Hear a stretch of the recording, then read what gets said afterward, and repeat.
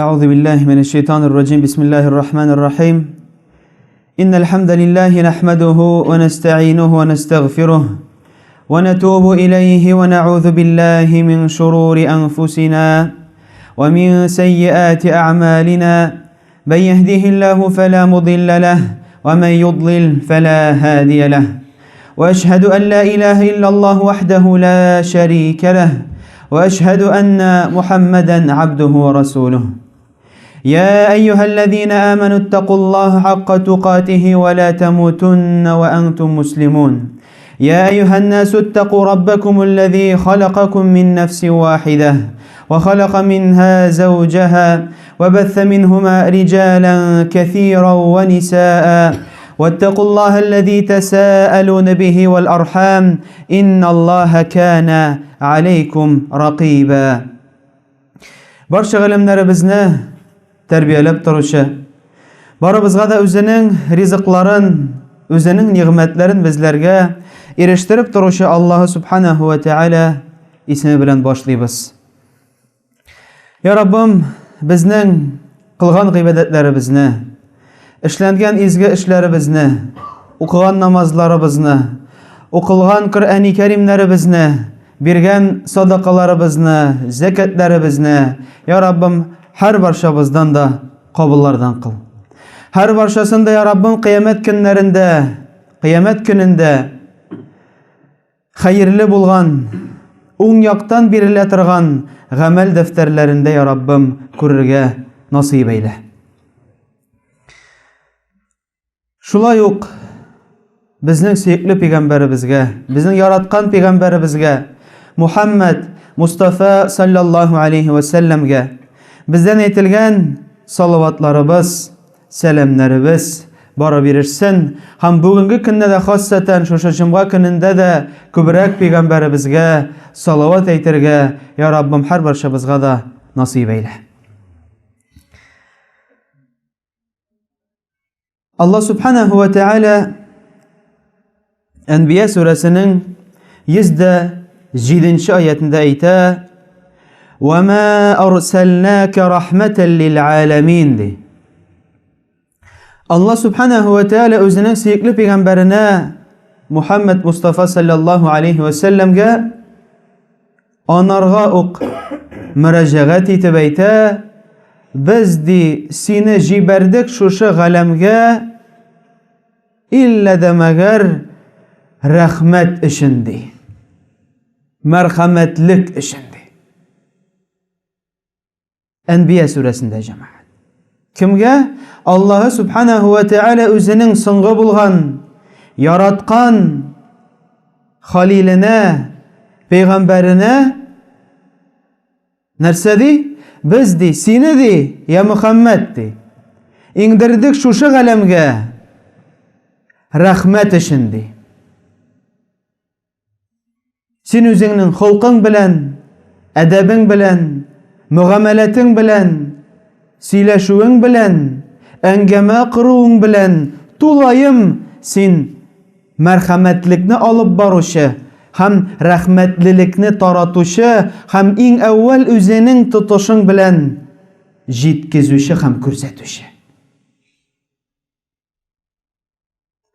Hem dürüstlükte de cemaat, Peygamberimizin sallallahu aleyhi ve sellem'nin turmuşuna qarasak, nindi revişte ol gamel kılgan, nindi revişte ol kişiler bilen, hem nindi derecedeki bulgan kişiler bilen nişik ol söyleşken, hem onarga nindi revişte merhametlilikni körsetken.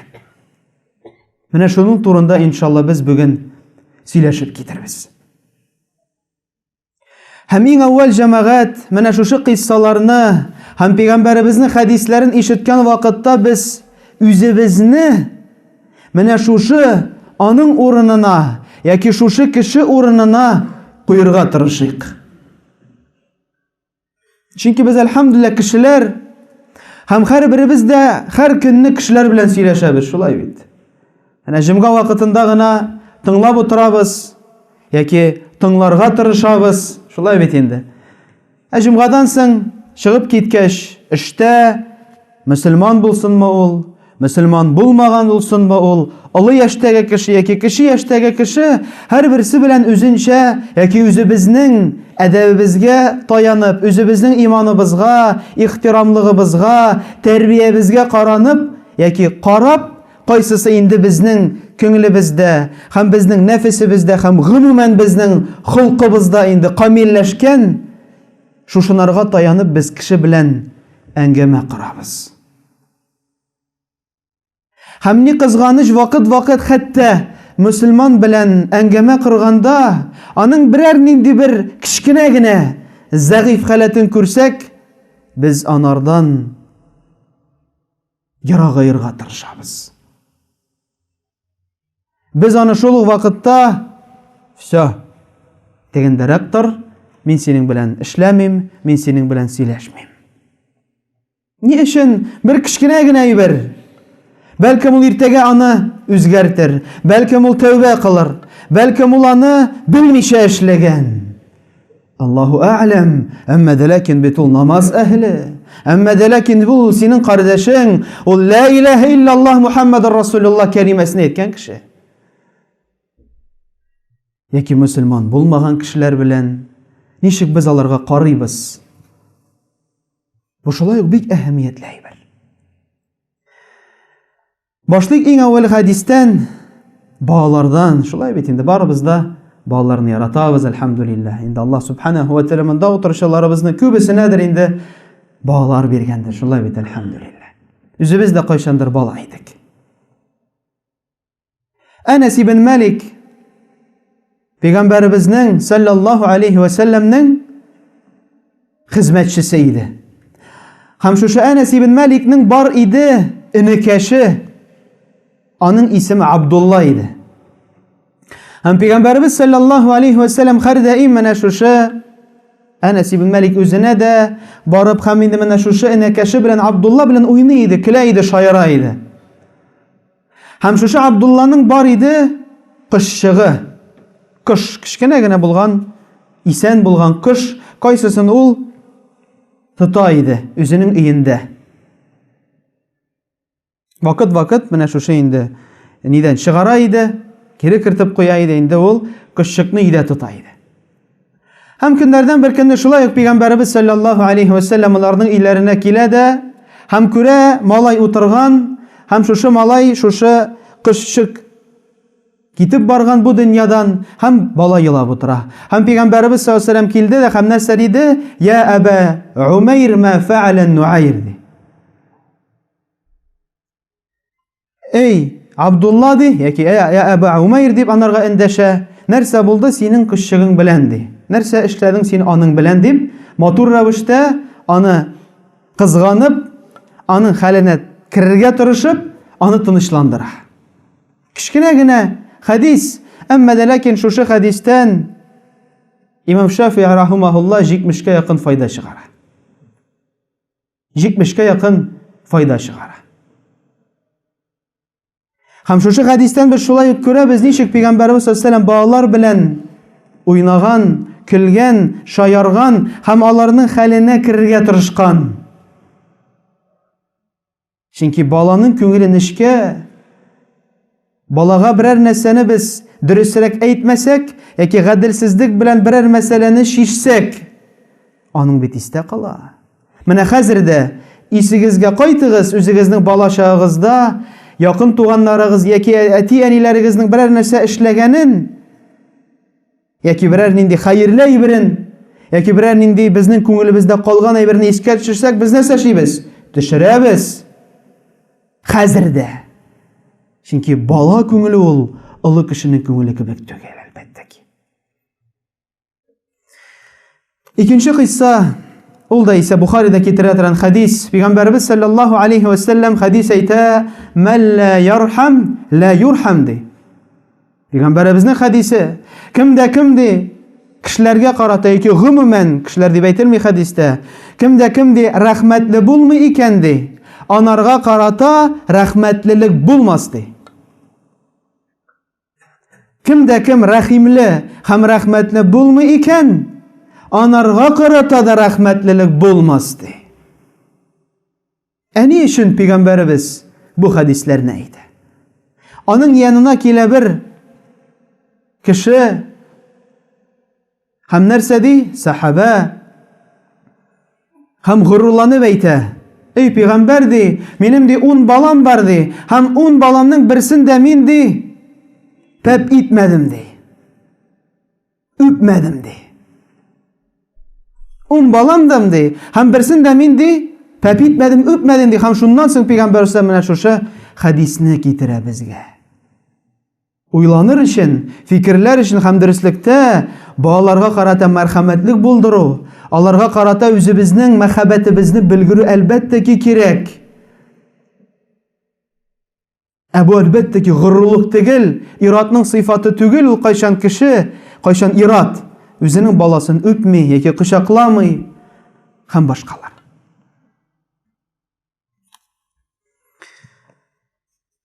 Булар инде барысы да мусламаннар иде. Бу пәйгамбәребезнең балалар белән, олы кешеләр белән булган мөнәсәбәтен без китереп киттек, һәм булар барысы да диндәге кешеләр иде.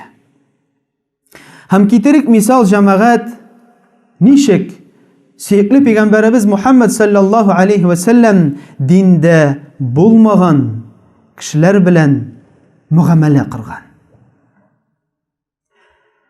Бу хәдис китерелә Бухарida, Муслимда һәм Ахмад рахимаһулла үзенең китабында ошбу хәдисне китерә. Бу озын хәдис, әмма дә ләкин бик мәгънәле хәдис. Моны игътибарлап тыңлыйк җәмәгать һәм үзебезгә нәтиҗә ясыйк. Ямама дигән җирлектә Бәни Ханифа дигән кавым һәм шушы кавымның җитәкчесе яки инде шушы кавымны алып баручы яки шушы кавымдагы зур дәрәҗәгә ия булган кешене тотып алалар сахабәләр. Кайчан ул Мәдинәдә аны очраталар һәм ул ихрам киемен кигән була. Мәдинәдә. Нәҗд җирлегеннән, Ямама җирлегеннән Мәккәгә бара торган була дип, инде ул алдарга тели, әмма дә ләкин сахабәләр аны тоталар да әйтәләр: "Нәрсәгә син туры гына Мәккәгә бармыйсың, ә Мәдинә аша барасың?" дип аны анардан шикләнеп тотып алалар һәм китерәләр пәйгамбәребезгә саллаллаһу алейхи ва саллямгә. Һәм ул нәрсә дип әйтә? Аны бәйләп куйгыз мәчет эчендәге булган баганага. Һәм менә шу Thumama ibn Uthal яки Thamama яки Thumama ibn Uthal дигән кеше, ул үзенең халкында пәйгамбәребезгә каршы гел сөйли торган булган. Һәм анарга күңелендә иң явыз булган, иң кабахат булган кеше дип ул үзенә хис иткән кемне? Пәйгамбәребезне һәм мусламанга каршы көрәшергә, һәр вакытта да мусламаннарга карата көрәшергә тырышкан. Һәм үзенең халкын да шунарга чакырган.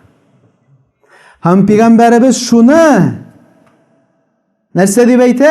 Бәйләп куйгыз мәчет эчендәге булган баганага ди. Мусламан булмаган кешене. Әмма дә ләкин дәрәҗәле булган кешене. Һәм беренче көнне пәйгамбәребез саллаллаһу алейхи ва саллям аның янына килә һәм әйтә: "Мәзә индәк?" Нәрсә синдә ди? Нәрсә ди? "Инди хайрун" ди. Миндә ди хәерлелек ди. Телисең икән ди, мине җибәр ди. Мин ди сиңа шөкерләремне әйтермен ди.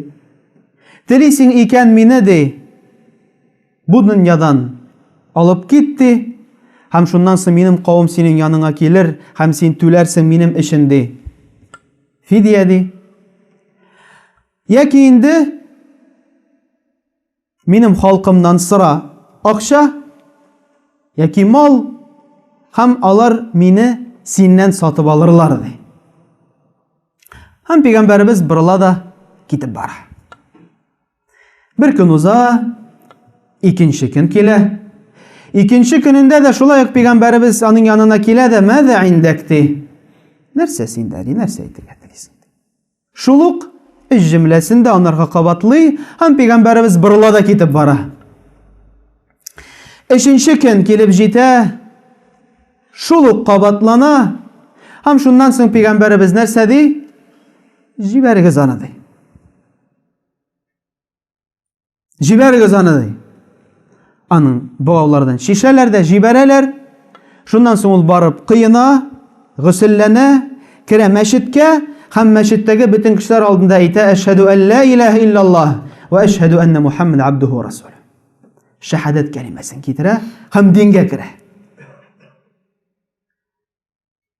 Менә шушы кыска гына, мәгънәле булган гына кыйсса җәмәгать, әмма шунардан без күпме файда чыгара алабыз. Нинди рәвештә Пәйгамбәребез Мухаммад саллаллаһу алейхи ва саллям мөселман булмаган, мөселманга каршы сөйләшкән кешене мәчетнең эчендә үк бәйләп куя. Ни өчен? Мөселманнарның халәтен, эчке тормышын күрсәтер өчен. Һәм ул бит мәчетнең эчендә булып, иртәнге намазны да, илә, икенде, ахшам, ястү намазларын укыганнар нәрсә эшләп тора? Күреп тора. Андагы кычкырып укый торган намазларның аятларын ишетеп тора. Эш көн дәврендә. Һәм күрә, ничек мөселманнар бер-берсе белән аралашалар, ничек бер-берсе белән алар мөгамәлә кылалар, барысында эш көн дәврендә күреп тора. Әле алай гына түгел, Пәйгамбәребез саллаллаһу алейхи ва саллям әмер итә, өендәге булган әзерләнгән ризыкны анарга, ташырга һәм ашатырга. Пәйгамбәребезнең өендә ризык әзерләнә һәм шушы кешегә өеннән алып анарга ризыкны китерә торган булалар. Кем ул? Сумама ибн Усал дигән кеше. Кайсысы? Менә шушы вакыйгадан соң, менә шушыны күргәнсең, күргәннән соң ничек мөселманнарның рәхмәтлелеге икәнлеге, ничек дин, ислам дине кешегә хәерлекне генә тели, ничек мәрхәмәтлекне генә тели икән күргәннән соң, шушы аятларны ишеткәннән соң, мөселманнарның эчке рәвешендә нинди мөгамәлә икән күргәннән соң, Аллаһ субханаһу ва тааля аның күңелен ача. Һәм инде менә шушы кеше дингә керә. Һәм шуның өчен җәмәгать, Аллаһ субханаһу ва тааля безнең һәрберебезнең күңелләребезне чист тартсын. Һәрберебезнең дә мәрхәмәтлекнең, рәхмәтлекнең нәрсә икәнлеген аңлап, аның мәгънәсенә төшенеп, менә шушы гыйлемне алып, үзебезнең көндәлек тормышыбызда шушыны кулланып, гамәл кылып яшәргә насыйп амәссәр кыл. Шушы дөньябызда кешеләр белән аралашканда, мөгамәлә кырганда, төрле сату алу белән хәтта мөгамәлә кылганда, иң әүвәлдә менә шушы динебезне онытмыйча, мәрхәмәтлекне онытмыйча, бер-беребезгә карата, мөселманнарга карата мәхәббәтле булып, мөселманнардан тыш булган, булмаганнарга карата шулай ук рәхмәтлелек белән, мәрхәмәтлелек белән мөгамәлә кылып яшәргә я Раббым һәр барчабызга да насыйп омәссәр кыл. Безләрнең я Раббым белеп һәм белмәй калган гыйлакларны гафулардан кыл. Үзебезнең динебезне, ислам динебезне өйрәнеп, Коръәннәребезне өйрәнеп, Пәйгамбәребез саллаллаһу алейхи ва саллямның хәдисен өйрәнеп, ла илаһа иллаллаһ Мухаммадар расулуллаһ кәлимәсен аңлап, үзебезнең тормышыбызга шушыны күчереп, кулланып, һәм шушы сүзләр белән я Раббым шушы фәни дөньядан һәр барчабызга да китергә я Раббым насыйп әйлә. Субханакаллаһумма бихамди ашһаду ан ла илаһа илля ант ва астагфирука ва атубу илейхи. Мы работаем для вас. Поддержи наш проект. Не забудь поставить лайк этому видео, подписаться на канал и включить уведомления.